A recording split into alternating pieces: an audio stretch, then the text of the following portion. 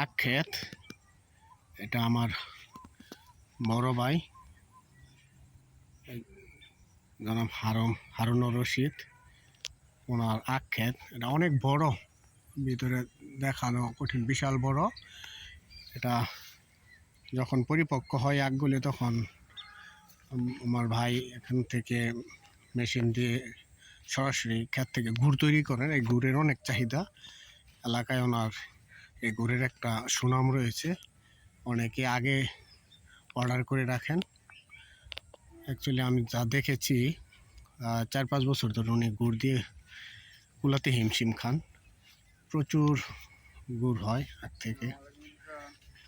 এই যে বাইশটা, এই যে আমার ভাইয়ের ছেলে জিসান শেখ। গুলো সুন্দর হয়ে গেছে গা, আজকে ছুটির দিন। তাদের আখ ক্ষেত। হ্যাঁ, আর কয়দিন পরে আগ লাগাতে পারবা বাইশটা? 4 মাস বা 5 মাস। 4-5 মাস পরে। 4 মাস আগে থেকে তো সবাই অর্ডার দেওয়া শুরু করে আখের। হ্যাঁ, অবশ্যই।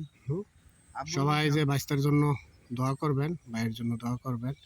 আর বাংলাদেশ কৃষি নির্ভর দেশ, আশা করি সবাই কৃষিকে গুরুত্ব দিয়ে কৃষিকাজে অংশগ্রহণ করবে। সবার কাছে দোয়া চাই, ভালো থাকবেন, সুস্থ থাকবেন, নিরাপদ থাকবেন। আসসালামু আলাইকুম।